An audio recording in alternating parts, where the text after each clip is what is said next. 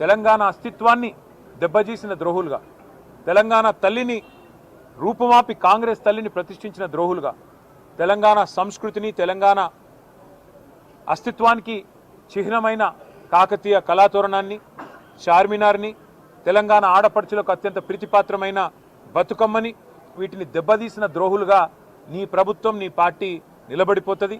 అదే కోవలో అదే వరుసలో సికింద్రాబాద్ అస్తిత్వాన్ని కూడా మీరు ఏదైతే దెబ్బతీసే ప్రయత్నం చేస్తున్నారో ఇది మీకు మంచిది కాదు. ఒకటి మాత్రం పక్కా, ఇవాళ మీరు ఈ ర్యాలీని ఏదో భగ్నం చేసి మా వాళ్ళను కొంతమందిని అరెస్ట్ చేసి మీరేదో సాధించినాము అని చెప్పి మీరు పైశాచికానందం పొందొచ్చు, కానీ ఇది తాత్కాలికం మాత్రమే. తప్పకుండా శ్రీనివాస్ యాదవ్ గారు చెప్పినట్టు కోర్టుకి పోతాం. ప్రజాక్షేత్రంలో ప్రజల తరపున న్యాయబద్ధంగా నిరసన చెప్పే హక్కు మనకు రాజ్యాంగం ప్రసాదించిన హక్కు, డాక్టర్ బాబాసాహెబ్ అంబేద్కర్ మనకిచ్చిన హక్కు. అట్లాంటి హక్కును ఈ జనవరి మాసంలో ఏ జనవరి 26న అయితే మనం రిపబ్లిక్ డేగా జరుపుకుంటామో, మరి రిపబ్లిక్ డేకి 10 రోజుల ముందు మరి రాహుల్ గాంధీ గారు పెద్ద పోజులు కొడతా ఉంటాడు కాన్స్టిట్యూషన్ పట్టుకొని, ఇగో మేము కాన్స్టిట్యూషన్ సంరక్షకులము రాజ్యాంగ రక్షకులం అని చెప్తాడు. ఇదేనా మీరు రక్షించే పద్ధతి?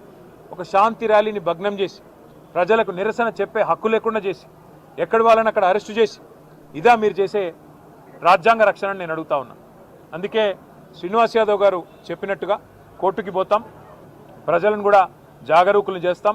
జంట నగరాల అస్తిత్వాన్ని దెబ్బతీసే ప్రయత్నం చేస్తున్న ఈ తుగ్లక్ సర్కారుకు తప్పకుండా ప్రజాక్షేత్రంలోనే బుద్ధి చెప్తాము. అట్లాగే నాకైతే సంపూర్ణమైన విశ్వాసం ఉంది, తప్పకుండా మళ్ళీ కేసీఆర్ గారి నాయకత్వంలో మా పార్టీ తిరిగి ప్రజల దీవెనలతో తప్పకుండా ప్రజల ఆశీర్వాదంతో అధికారంలోకి వస్తుంది. గతంలో మేము రాజశేఖర రెడ్డి గారి ప్రభుత్వం ఎంసీహెచ్ను జిహెచ్ఎంసీ చేస్తే మేమేం వ్యతిరేకించలేదు. ఎందుకంటే హైదరాబాద్ అస్తిత్వాన్ని ఆయన ముట్టుకోలేదు. కానీ ఇవాళ ఈ ముఖ్యమంత్రి హైదరాబాద్ అస్తిత్వాన్ని దెబ్బతీసి జంట నగరాలను జంట నగరాలుగా కాకుండా ఏదో 4th సిటీ అంట, ఫ్యూచర్ సిటీ అంట.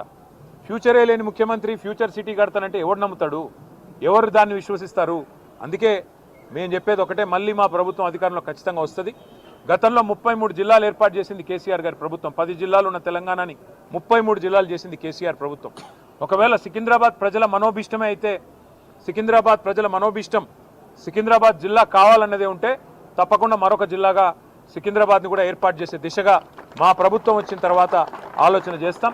ఈ ముఖ్యమంత్రి గారు ఉన్న జిల్లాలు తీసేస్తా అంటున్నాడు. ఆయన కోపం ఏందో ఆయన బాధ ఏందో మాకైతే అర్థం కావట్లేదు. ఎవడైనా తెలివైన ముఖ్యమంత్రి 2016లో జిల్లాలు ఏర్పడితే 10 ఏళ్ల తర్వాత జిల్లాలు సెటిల్ అయ్యి కలెక్టర్లు కూర్చొని ప్రజలు అలవాటు పడి ప్రజలు కరీంనగర్ పోయే వాళ్ళు సిరిసిల్లలోనే పనిచేసుకుంటుంటే మహబూబ్ నగర్ పోయే వాళ్ళు గద్వాలలోనే కలెక్టర్ గారిని కలుస్తుంటే నీకొచ్చిన నొప్పి ఏంది నేను అడుగుతా ఉన్నా. 33 జిల్లాల్లో 33 కలెక్టరేట్లు కట్టుకున్నాం. ఒక్కో కలెక్టరేట్ మీ మంత్రి కోమటిరెడ్డి వెంకటరెడ్డి చెప్పిండు, మేము చెప్పడం కాదు.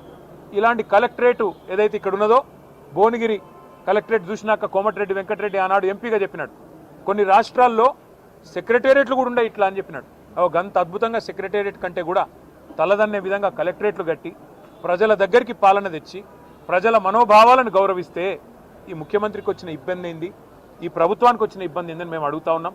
అట్లాగే అవసరమైతే సికింద్రాబాద్ని జిల్లా చేసే దిశగా ఆలోచన చేయాలి కానీ సికింద్రాబాద్ ప్రజల మనోభావాల్ని గౌరవించే దిశగా ఆలోచన చేయాలి కానీ ఈ రకంగా జంట నగరాలని వాటి అస్తిత్వాన్ని చావుదెబ్బ కొట్టే విధంగా ఫ్యూచర్ సిటీ పేరిట 4th సిటీ పేరిట పనికిమాలిన తుగ్లక్ పనులు చేయకుండా మరి ప్రజల మనోభావాల్ని గౌరవించే దిశగా పోవాలని, అట్లాగే తప్పకుండా న్యాయస్థానానికి పోతాం.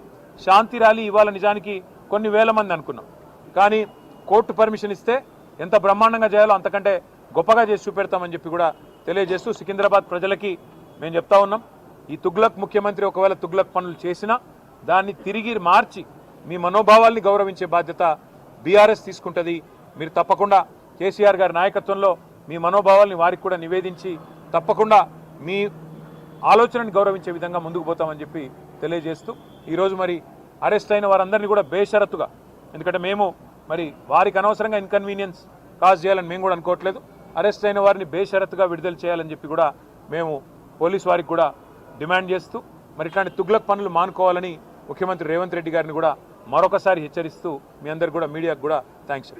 పోరాడుదాం సికింద్రాబాద్ అస్తిత్వ పరిరక్షణ కోసం, పోరాడుదాం సికింద్రాబాద్ అస్తిత్వ పరిరక్షణ కోసం.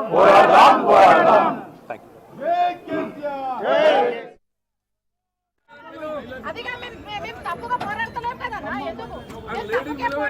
बचाओ बचाओ बचाओ बचाओ बचाओ बचाओ बचाओ बचाओ बचाओ बचाओ बचाओ बचाओ बचाओ